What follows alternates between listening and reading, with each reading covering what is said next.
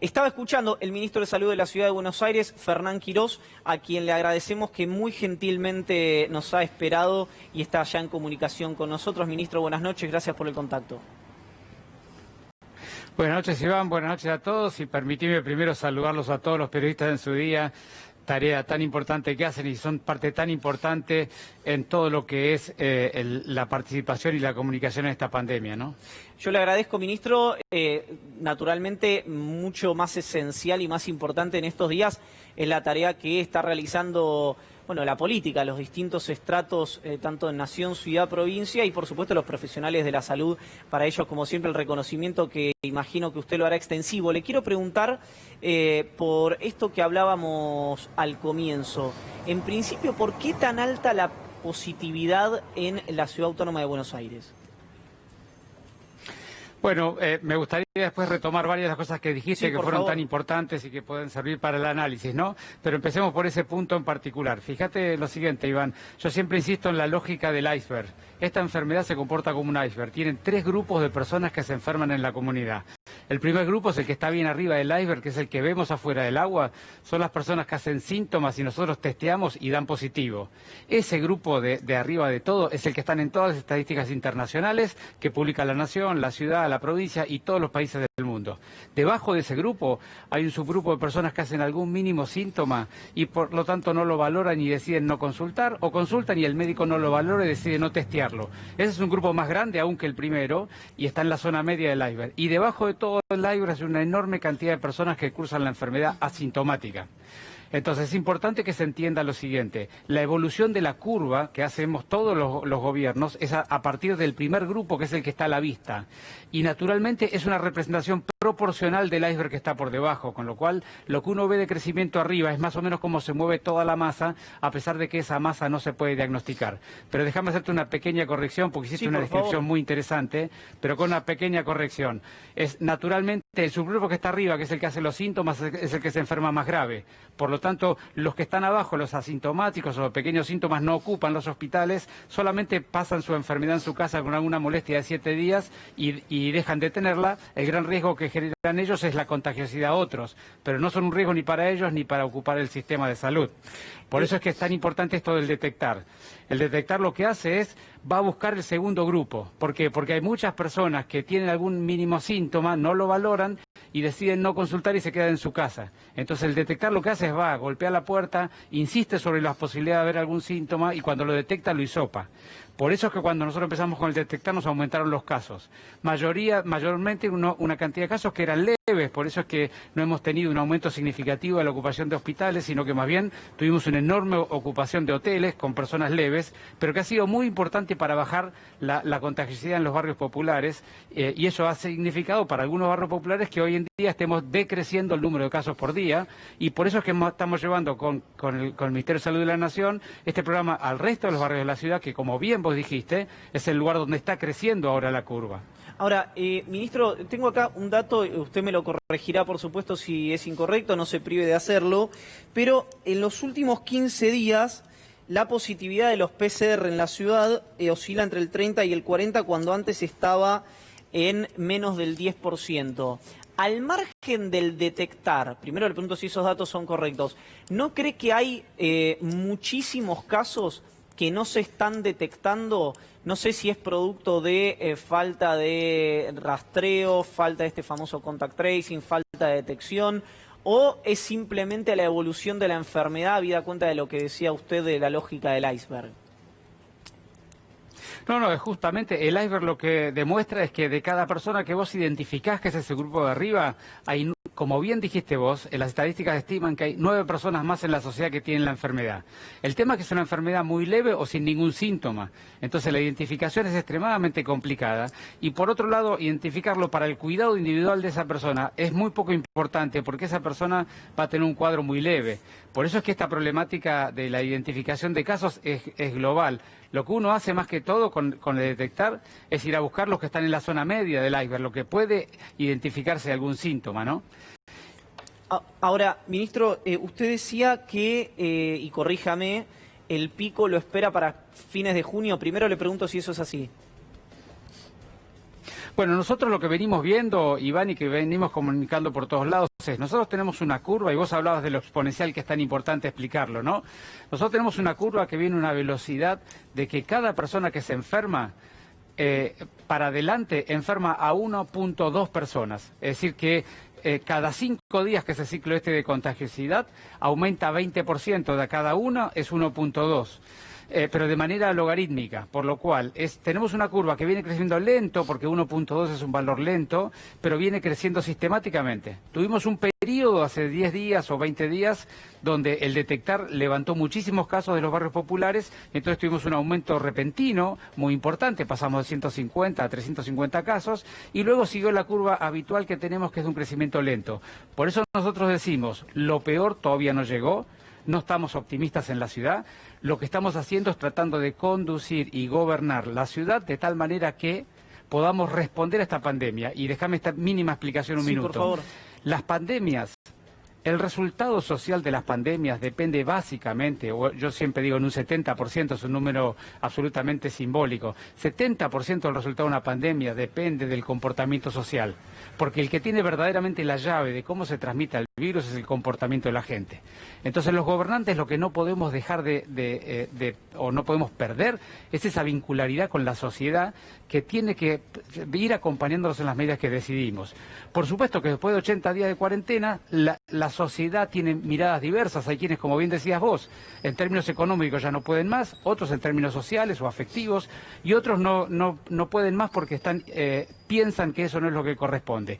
Toda esa diversidad de interpretaciones y de situaciones que son todas muy dolorosas, porque acá el dolor lo trajo la pandemia y no la cuarentena, todas esas situaciones que son tan dolorosas, los gobernantes lo que tenemos que hacer es acercarnos a ellas, comprenderlos, dialogar y resumir en una política pública que los puede integrar a todos, porque si algunos aceptan la política pública y otros no, la pandemia entonces corre más rápido. Y eso es lo que estamos haciendo, buscando medidas que la gente pueda sentir y recibir, que los estamos escuchando, los estamos acompañando en algún sentido, pero medidas que en ningún momento pongan en riesgo la salud pública o que el riesgo de contagiosidad de lo que estamos decidiendo sea infinitamente pequeño. Y revisamos una por una las cosas que estamos decidiendo y vas a ver, Iván, que el riesgo que nosotros estamos aportando con estas medidas es prácticamente ínfimo y estamos logrando darle un mensaje a toda la sociedad que necesitamos que estemos todos juntos en un proyecto colectivo. Ministro, no nos podemos dividir en este momento.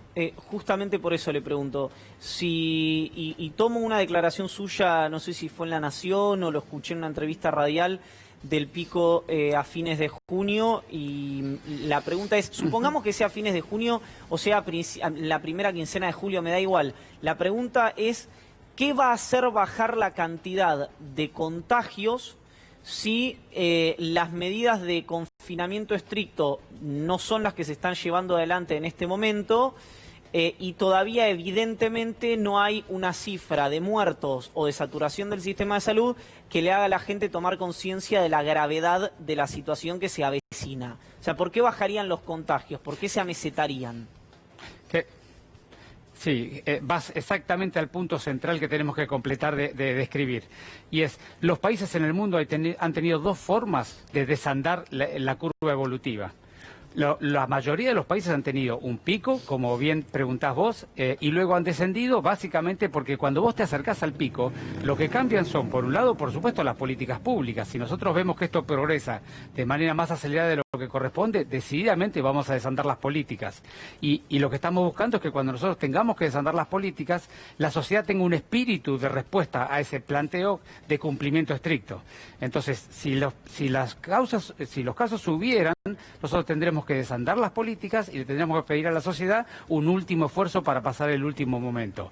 Ahora, otro grupo de países lo han logrado haciendo mucho testeo y mucha detección rápida. Entonces, nosotros estamos intentando, con el plan Detectar, llevándolo al detectar móvil, que llevamos por los barrios, tratando de detectar precozmente todos los casos y haciendo el mayor esfuerzo para bajar ese R famoso de contagiosidad que siempre decimos que es de 1.2, bajarlo debajo de 1. Si la ciudad logra bajar ese R debajo de 1, entonces podremos seguir insistiendo de esta manera y el pico habrá quedado para atrás, porque cuando baje de 1 será todo lo que quedó por detrás. Perdón, claro. Pero hago un alto ahí, porque estaba leyendo que Córdoba rastrea entre 20 y 30 por confirmados, rastrea y aísla.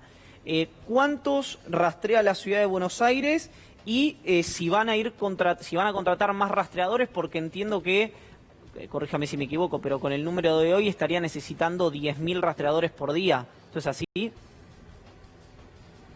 Bueno, no, eso depende del número que haga. Nosotros tenemos cerca de 1.000 rastreadores trabajando en esto y hemos hecho un acuerdo con la Universidad de Buenos Aires para trabajar en conjunto con todos los alumnos de los últimos años de la carrera para que nos ayuden a ampliar y masificar la estrategia en toda la ciudad. Y me habías preguntado algo antes que te quería contestar, Iván. ¿Cuántos aíslan por caso positivo? Porque veía que Córdoba rastrean y aísla por caso positivo, porque Córdoba aísla entre 20 y 30 por confirmado.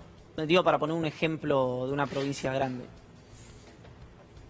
Sí, nosotros tenemos al día de hoy, hacemos unos 1.500, 1.600 testeos por día y tenemos unas 4.000 personas en seguimiento estricto. Ahora, obviamente no es lo mismo tu capacidad de atender cada caso cuando tenés 20, 30 casos por día, como lo tuvimos nosotros cuando teníamos esa cantidad que cuando tenés 400, ¿no es cierto? Ahí la escalabilidad tiene que tener una organización diferente y es lo que estamos organizando en la ciudad. Bien, Noelia. Buenas noches, ministro. A propósito de lo que contaba hace un rato de la extensión del operativo Detectar a otros barrios de la ciudad, le quería preguntar si ya saben en qué momento y por qué barrios van a comenzar y por qué eligieron esos barrios por donde van a comenzar a extender el Detectar. Bueno, nosotros lo que hacemos es evaluamos el barrio que tuvo la mayor cantidad de casos positivos en los últimos 5 días. Y de acuerdo a eso hacemos una lista de prioridades y empezamos por el que más lo tuvo. Sobre ese caso, por supuesto, hacemos la investigación epidemiológica, el rastreo que estamos hablando, identificamos todos los contactos estrechos y convivientes, los contactamos para avisarle cuándo vamos a ir y elegimos de esa manera y vamos casa por casa. Es decir, que cada barrio que vamos eligiendo es el que mayor cantidad de casos tuvo. Estamos en Valvanera, ahora a partir del martes vamos a empezar en Flores, porque tenemos identificado allí que es el segundo barrio con más casos de la ciudad en los últimos días, no lo acumulado total, porque lo importante es agarrar a los contactos en el momento que tienen la contagiosidad, ¿no es cierto? Ministro, una cuestión que recién mencionaba sobre es más fácil rastrear al inicio cuando tenemos 40 que 400 casos. Por supuesto que a nadie se le escapa que la ciudad de Buenos Aires es nuestra Lombardía, en tanto y en cuanto fue el epicentro por la circulación de turistas, por la circulación de gente que viajó del exterior, etcétera. Pero si usted ve para atrás, está bien que es con el diario del lunes y no lo quiero focalizar en la ciudad de Buenos Aires, sino también hacerlo extensivo a la nación. ¿Se podría haber hecho algo más? Es decir, la pregunta, ¿se podría haber derrotado al virus si se hubieran puesto más elementos para hacerlo? ¿O es imposible definirlo justamente por eso, porque es contrafáctico? No es un tema contrafáctico, Iván. Yo creo que están todas las grandes ciudades del mundo para ver si se pudiera haber hecho algo diferente. Digamos, esta es una pandemia con una contagiosidad enorme que tiene una cuestión que es muy difícil de gestionar, que es transmiten personas antes de tener síntomas o sin haber tenido síntomas o síntomas muy pequeños.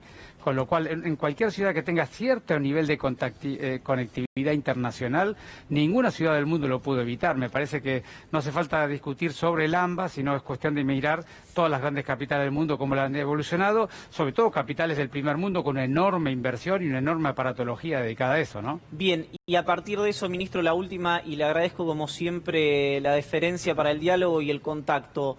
¿Qué chances hay si, como usted mencionaba, capitales de países con muchísimo más recursos que el nuestro, no solamente en materia de sistemas sanitarios, sino también dinero para el rastreo, para la detección e infraestructura para el aislamiento, les colapsó el sistema sanitario y se vieron situaciones muy pero muy difíciles?